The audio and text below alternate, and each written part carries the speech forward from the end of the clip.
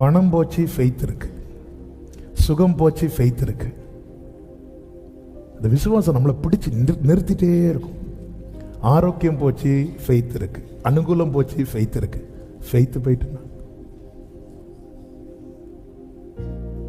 சுத்தி இருக்கிற one by ஒன்னா போயிட்டே இருக்கு. விசுவாசம் இருக்கு, விசுவாசம் இருக்கு, விசுவாசம் இருக்கு, விசுவாசம் இருக்கு, விசுவாசம் இருக்கு. ஒரு கட்டத்துல விசுவாசம் போயிட்டு, அப்ப இந்த இடத்துல என்ன கர்த்தர் காண்பிக்கணும்னு எதிர்பார்த்திருப்பார்னா, ஒரு நட்சத்திரத்தையாவது, அப்படிதானே இருக்கு, சூரியனாவது. அந்த இடத்துல கர்த்தர் காட்டல. சூரியன் காணப்படலைன்னா சூரியன் இல்லை என்று அர்த்தம். சூரியன் கண்ணுக்கு ஏதோ ஒண்ணு, எனக்கும் சூரியனுக்கு நடுவா இதுதான். அப்போ இல்லை இல்லை, தெரியவில்லை. ஆமென், ஹல்லேலூயா. இது இல்லை, இருக்கு, தெரியல. ஆமென். திடீர்னு கொஞ்ச நாள் சந்திரனை காணாது, பார்த்துருக்கீங்களா? நம்ம சர்ச்சிலையும் சந்திரன் ஒரு பிரதர் உண்டு, அவர் கரெக்டாக வந்துடுவாரு. ஆமென். சந்திரனை, அதன் அர்த்தம் என்ன? சந்திரன் இல்லைன்னு இல்லை, நமக்கு தெரியல. நமக்கு தெரியல, ஆனா இன்னொரு ஏரியால இருக்கிறவங்களுக்கு தெரியும். எந்த அடையாளம் இல்லை. அப்போ கர்த்தர் தம்முடைய தூதனை அனுப்பி, சொப்பனத்தில் கர்த்தர் எனக்கு சூரியனை காண்பித்தார், சந்திரனை காண்பித்தார்ல. பாரு, அன்னைக்கு நான் உன்ட்ட என்ன சொன்னேன்? ராயனுக்கு முன்னாடி நிக்கணும், அது நடக்கும், அவ்வளவுதான். ஏதாவது ஒரு அடையாளம். இங்க பாரு, உனக்கு சொன்னது நடக்கும், அவ்வளவுதான். காற்று அடிக்கட்டும், உனக்கு சொன்னது நடக்கும், அவ்வளவுதான். கப்பல் உடையட்டும், உனக்கு சொன்னது நடக்கும், அவ்வளவுதான். ராபா காலாரா, எனக்கு சொன்னது நடக்கும். விசுவாசித்தவளை பாக்கியவதி, கர்த்தரால் அவளுக்கு சொல்லப்பட்டவை நிறைவேறும். நல்ல கையை தட்டி ஆமென், ஆமென். இத முத நாளே வந்து சொல்லி இருக்கலாம்ல. கர்த்தருடைய தூதன் வெயிட் பண்றார், வெயிட் பண்றார். அப்ப ஏன் நம்பிக்கை எதை வைத்து நான் விசுவாசிக்கிறேன், எதை வைத்து நான் நம்புகிறேன் என்பதையும் அவர் அறிவார். இவன் அடையாளத்தை வச்சு நம்புறான், இவன் அடையாளத்தை வச்சு நம்புறான். என்ன கர்த்தர் எந்த விசுவாச நிலையில கொண்டு வருவார் தெரியுமா? இல்ல, இவன் வார்த்தையை வச்சு மட்டும்தான் நம்புறான் என்கிற நிலையில என்னை கொண்டு வந்து நிறுத்துவதற்காக என் கண்ணுக்கு தெரிந்த சூரியனை என் கண்ணுக்கு மறைய வைக்கிறார், என் கண்ணுக்கு தெரிஞ்ச நட்சத்திரங்களை மறைய வைக்கிறார். ஒரு நாள் இல்ல, அடுத்த நாள் தெரியும் பார்த்தா அடுத்த நாள் தெரியல, அடுத்த நாள் தெரியல, அடுத்த நாள் தெரியல, அடுத்த நாள் தெரியல. இப்ப பாக்குறார், ஆண்டவரே எல்லாம் போச்சு, ஆண்டவரே இல்லப்பா. ஆபிரகாமை பாருங்க, முதலாவது மண்ணை காட்டி கொடுக்கிறார், அடுத்து நட்சத்திரங்களை காட்டி கொடுக்கிறார், அதன் பிறகு எல்லாத்தையும் மறைய வைக்கிறார். இவன் மண்ணையும் காட்டல. என் விசுவாசம் இந்த வார்த்தையின் படி மட்டுமே என்கிற நிலையில என்னை கொண்டு வந்து நிறுத்திவிட்டு எனக்காக கர்த்தர் என்ன செய்கிறார் என்றால் தம்முடைய கிரியை நடப்பிக்கிறார். நம்ம எல்லாருடைய விசுவாசமும் கர்த்தரை தான் நம்புறோம், ஆனா ஏதோ ஒன்றின் அடிப்படையில் அப்படி அல்ல.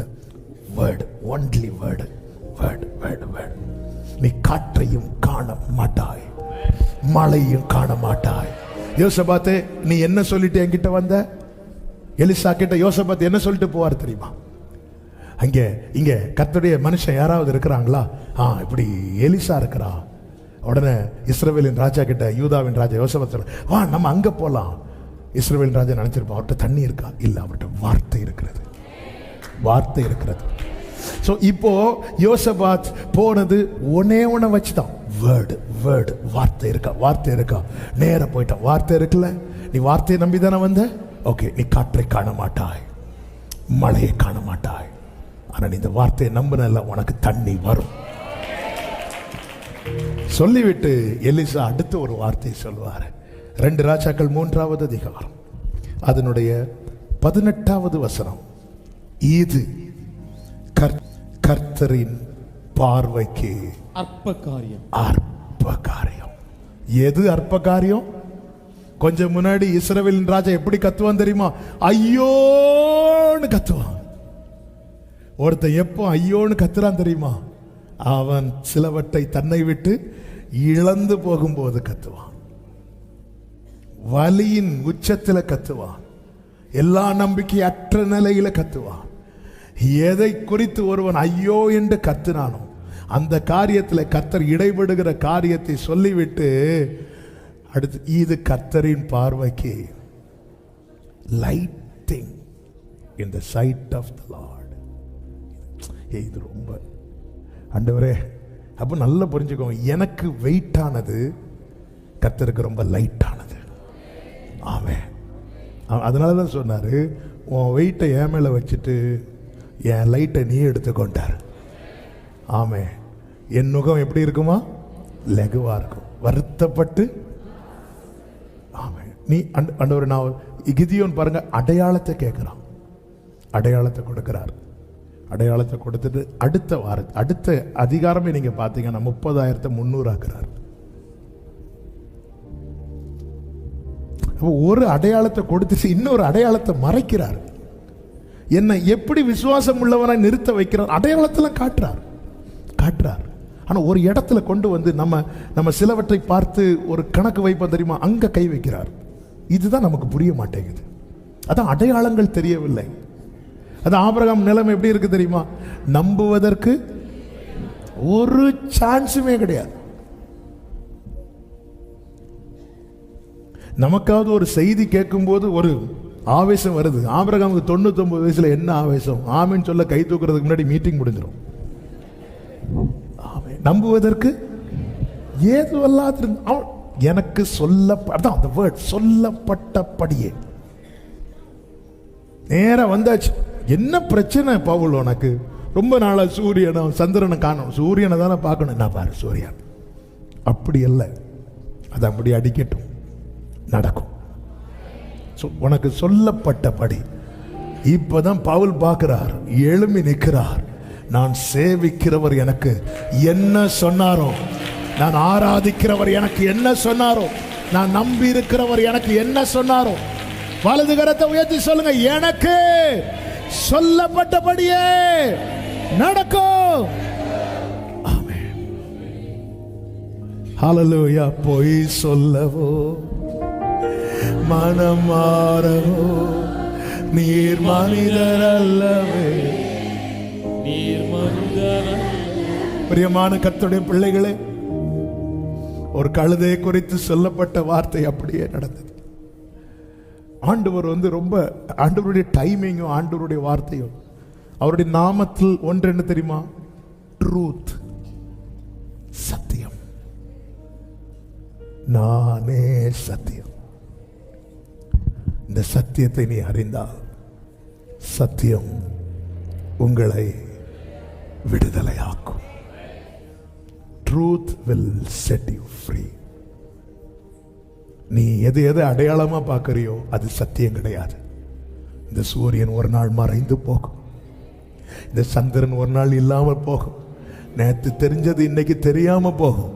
ஆனால் நான் சொல்லிய இந்த வசனங்கள் வானம் ஒளிந்தாலும் பூமி ஒளிந்தாலும் இதில் இருக்கிற ஒரு உறுப்பு கூட, ஒரு புள்ளி கூட நிறைவேறாமல் போவது இல்லை. ஆமென், ஆமென். பிரியமா, அதனாலதான் ஒரு தேவ பிள்ளை எப்பவுமே என்கிட்ட சில சொல்லுவாங்க, நாங்கள் இத்தனை வருஷம் காத்திருக்கிறோம். நான் முதல்ல அவங்கள்ட்ட கேட்கறது, வார்த்தையை கொடுத்திருக்கிறாரா? சிலர் ஆமான்னு சொல்லுவாங்க, அதை வச்சு ஜெபம் பண்ணுங்க. சிலர் இல்லைன்னு சொல்லுவாங்க, முதல்ல வார்த்தையை கேளுங்க,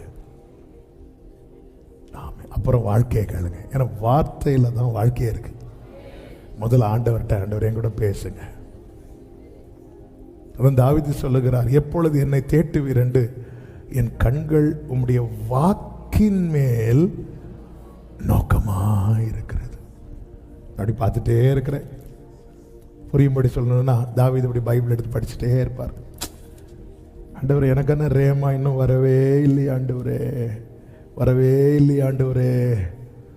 அப்படின்னு இருக்கும்போது ஒரு இடத்துல அப்படி சிலட்ட கண்ணெல்லாம் வலிக்கும். தாவீதுக்கு ரொம்ப நேரம் ஒன்று படிச்சுட்டு இருந்தா கண்ணெல்லாம் அப்படி வலிக்கும். ஆனாலும் மூட மாட்டார்.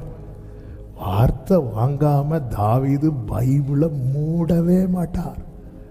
இதுதான் தாவீதினுடைய ஸ்பெஷாலிட்டி. நமக்கு வார்த்தை கிடைக்குதோ கிடைக்கலையோ ஒரு அதிகாரம் படிப்பேன், அதுக்குள்ள எல்லாம் இருக்கணும். ஆமென். அப்படியே படிச்சுட்டு சிலருக்கு பைபிளை தொட்ட ஒருவேளை பைபிள் அழுக்காயிட்டுன்னா, இது தொடலைன்னாவும் அழுக்கு மாறாது சகோதரா. ஆமென். அவருக்கு அந்த ரேமா கிடைக்கிறது வரைக்கும் சில டைம் படிச்சுட்டே இருந்தா, சில டைம் இந்த வார்த்தையை வாங்கும்போது வாங்கிறதுக்காக துடிப்போம் பாருங்க. ஆண்டவரே என்ன வாக்குத்தத்தம், ஆண்டவரே என்ன வேர்டு தட்டலாம். ஆனால் ஆண்டவர் வந்து ரொம்ப நல்லவர், உடனே தந்துடுறார். ஏன்னா இந்த வண்டியை பற்றி அவருக்கு தான் தெரியும். ஆமென். வேர்டு கொடுக்கலன்னா இந்த வண்டி எங்கே நிற்கணுன்னே தெரியாது. ஹல்லேலூயா. சொல்கிறேன், வார்த்தையை வாங்காமல் பைபிள் படிக்கிறத நிறுத்தாதீங்க. ஒருவேளை முதல் வசனமே உங்களுக்கான ரேமாவாக இருக்கும்.